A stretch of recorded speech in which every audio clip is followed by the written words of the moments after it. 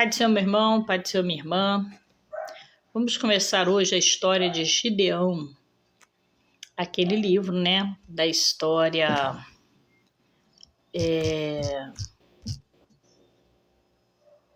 dos principais personagens bíblicos de A a Z. E hoje a história que nós vamos ler para você é de Gideão, tá bom? Senhor meu Deus e meu Pai. Deus, é no nome do teu Filho amado Jesus que estamos aqui para dar início a mais uma história, Senhor, aonde hoje o personagem bíblico é Gideão. Já pedimos a direção do teu Espírito para que possamos entrar, meu Pai, em espírito e ser direcionado pelo Espírito. Obrigada, meu Deus, porque o Senhor nos concede a oportunidade de mais um estudo, do qual hoje, repetimos, Gideão é o personagem. Fale por nós, conosco, através de nós, para a glória do teu nome. Amém. Pai do Senhor, Juliana já está conosco. Deus abençoe, minha querida. Que bom te ver aí, viu? Dias senti tua falta, coloquei até aqui, mencionei até aqui a tua falta, mas é bom te ver aqui hoje. Sei, né, que você tem aí os cuidados com o nosso profetinha, mas é bom te ver aí. Hoje nós vamos falar, Juliana, de Gideão. Vamos lá? Gideão, nome hebraico, significa lenhador. Gideão foi o 5º juiz de Israel.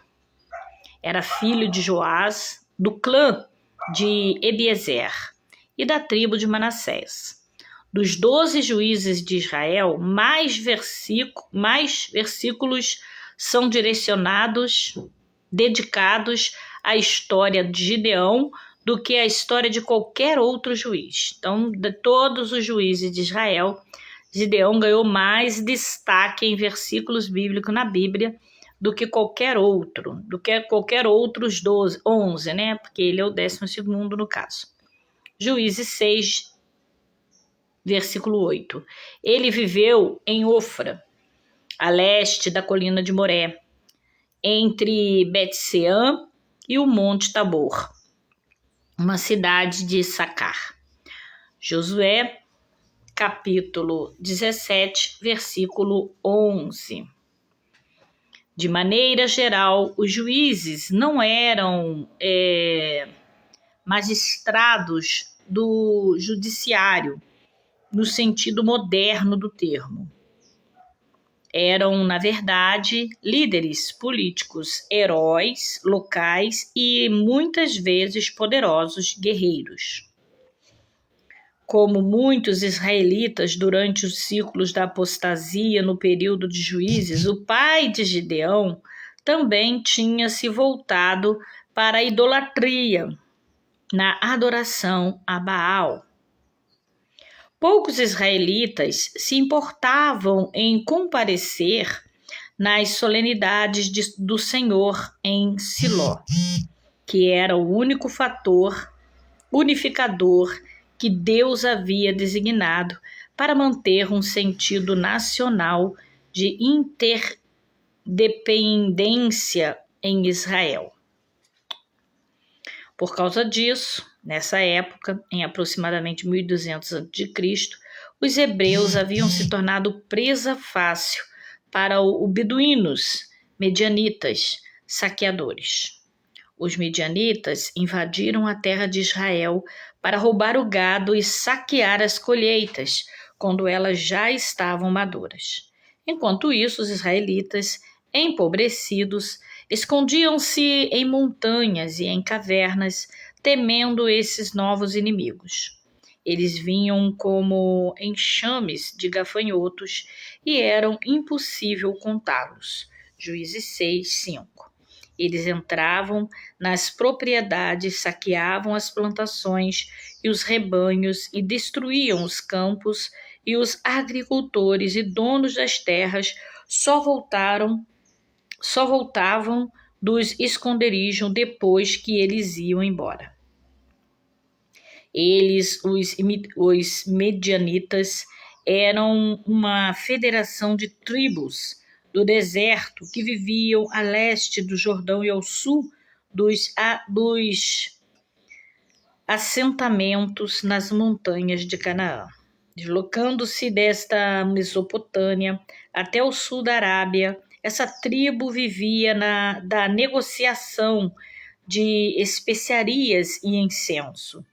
E esse jugo opressor dos medianitas sobre os israelitas se repetiu por 7 anos. Até que depois desse período de opressão cruel dos medianitas, o povo de Israel clamou pela libertação do Senhor, lá em Juízes capítulo 6 e versículo 6. Durante essa opressão, o anjo do Senhor apareceu a Gideão, que tinha aproximadamente 30 anos na época. Gideão estava escondidamente trabalhando com um pouco de colheita de trigo que ele havia conseguido salvar daquela estação. O desespero da situação fica evidente na cena que Gideão malhava trigo no lagar, em vez de fazê-lo com os bois treinados para trabalhar com trigo no cume de um monte. Ou, vamos ver a paz, na eira, como de costume. Juízes 6:11. No entanto, o mensageiro divino lhe informou que um novo tempo havia chegado para Israel e ele havia sido escolhido para livrar os israelitas do jugo dos medianitas. Naquela mesma noite, o Senhor pôs à prova a obediência de Gideão. A primeira tarefa de Gideão foi destruir o altar que seu pai havia dedicado a Baal e o altar adjacente dedicado a Será, parceira feminina de Baal. E em seguida, levantasse um altar ao Senhor dos Exércitos, Juízes 6, de 11 a 27. Sabendo que as pessoas seriam contra a este ato, Gideão e seus servos destruíram essas imagens cananeias à noite, para que ninguém visse. No dia seguinte, os homens de Ofra tentaram matar Gideão em retaliação pelo ato. Joás, no entanto, implorou pela causa do seu filho, dizendo que caso Baal fosse Deus e tivesse se ofendido com aquilo, que ele reivindicasse. O raciocínio rápido de Joás salvou a vida do seu filho. Por causa disso, a partir desse confronto, Gideão passou a ser chamado Jerubaal, que significa que Baal contenda contra ele, pois destruiu o seu altar. Juízes 6:32. Ou, em outras palavras, Baal que se vingue.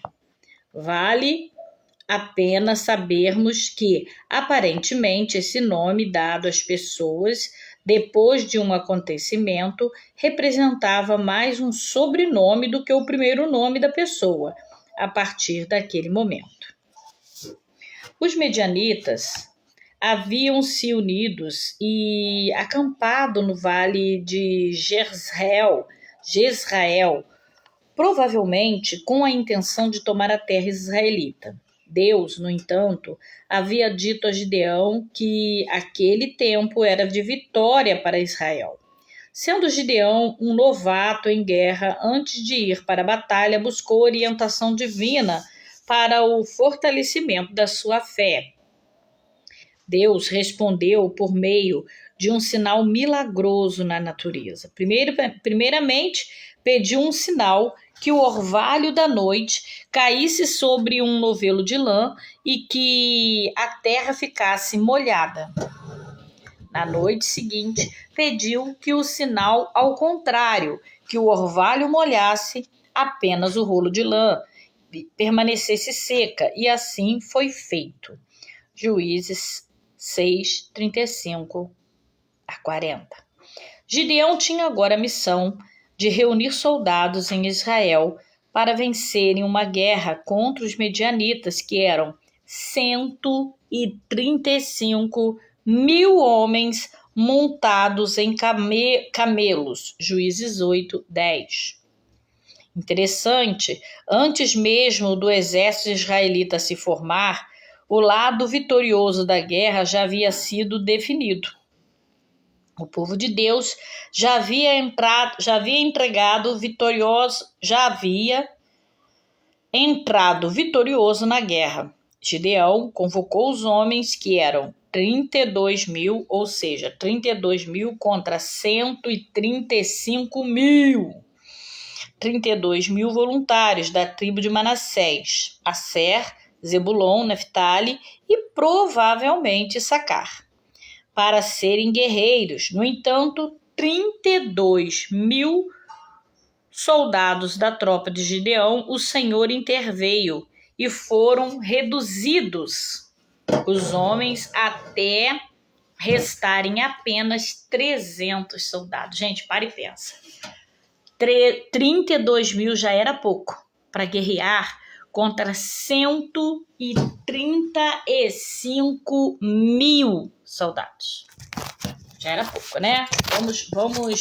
Há de convir que, né? Já era pouco. Aí Deus interveio. Você conhece a história, né? Muito é o povo que está contigo para dar os medianitas em tuas mãos, a fim de que Israel não se glorie contra mim, dizendo, a minha mão me livrou. Apregoe, pois, agora ao ouvido de todo o povo, dizendo, os covardes e medrosos, voltem. Esse foi o versículo da primeira reciclagem. E ainda voltaram 21, ainda ficou bastante gente. Deus ainda disse, faz descer o povo às águas e ali os provareis, a dizer que aquele que eu disser, esse irá contigo, esse contigo irá. Porém, todo aquele que eu disser, esse não irá contigo, esse não irá. Gideão fez descer o povo às águas, e aquele que levava a água com a mão, né? A boca vigiando, esse serviu, e aquele que baixou, perdendo a atenção, esses voltaram. E nessa segunda reciclagem, só restaram 300. Vamos lá, vamos continuar. O motivo era que o Senhor queria fazer os israelitas compreender que a vitória seria conquistada pelo poder divino e não pela força do número dos combatentes. Você aí que acha que tem pouca gente do teu lado ou quase ninguém, entenda, não é o número. Não é o número que vai te dar a vitória. É o Senhor, não é pela força do braço, mas é pela força espiritual. Você pode ter ao seu lado, você pode ter, né, o seu exército pode ser muito menor, mas se você tem Deus no teu barco, se o Senhor é o capitão, se o Senhor é o general, se o Senhor está no teu exército, a vitória é sua. Uma missão secreta de conhecimento às cercanias do acampamento medianitas fez Gideão receber mais força enquanto ele, o seu servo ouviram um soldado medianita contar que tiveram um sonho e que nesse sonho a vitória tinha sido de Israel. Juízes 7, de 13 a 14. Em resposta a esse encorajamento adicional, Gideão se levantou e se animou para a guerra. Juízes 7, 15. Como os medianitas estavam amplamente mobilizados com seus camelos, permaneceram acompanhados no vale de Jezrael. E Gideão e seus homens posicionaram-se na montanha de Gilboa, nas proximidades da fonte de Arode, fonte onde os soldados beberam água no teste proposto por Deus. Juízes 7, de 4 a 7. Dividido em 3 partes, o exército de Gideão se colocou à noite próximo do acampamento medianita, tirando proveito do medo que os beduínos têm com o escuro. Gideão começou o ataque perto da meia-noite, justamente após a troca do sentinela, no momento de maior fragilidade da guarda do acampamento. Ao sinal de Gideão, todos os homens tocaram as suas trombetas, quebraram seus cântaros de barro e levantaram suas tochas, que provavelmente foram usadas para atear fogo nas tendas dos medianitas. E os israelitas gritaram: a espada pelo Senhor, espada por Gideão. Juízes 7, 20. O efeito desse clamor foi avassalador. Pensando estarem em números maior, os medianitas, confusos e abatidos, começaram a se golpear uns aos outros na escuridão e providencialmente morreram 120 mil medianitas. Então, de 135, 120 mil medianitas morreram. Provavelmente os medianitas acharam mais honrosos caírem na própria espada do que caírem na espada do exército inimigo. Gideão enviou mensageiros para convocar o homem de Efraim para interromper a fuga dos sobreviventes inimigos na travessia do Jordão. Juízes 7, de 9 a 24. Eles capturaram 2 príncipes medianitas, Oreb e Zeeb, e trouxe suas cabeças a Gideão. Humilde e diplomaticamente, Gideão aplacou a amargura dos homens de Efraim, que o recriminaram por não terem sido chamados inicialmente para participarem da guerra. Juízes 7, 25 e 8, 3. Os 15 mil soldados medianitas que seguiram fugir do acampamento aparentemente foram derrotados próximo a Sucote. Juízes 8, de 10 a 12. No caminho de volta para casa, Gideão se vingou do povo das 2 cidades que se recusaram a dar alimento a eles anteriormente, Sucote e Penuel, cidade não israelitas, e destruiu os 2 lugares. E executou também Zebá e Zalmunna pessoalmente para cumprir uma vingança de sangue, em cumprimento a Números 35, 19. Porque eles haviam matado no passado o irmão de sangue de Gideão, que vivia perto do Monte Tabor. Juízes 8, de 18 a 21.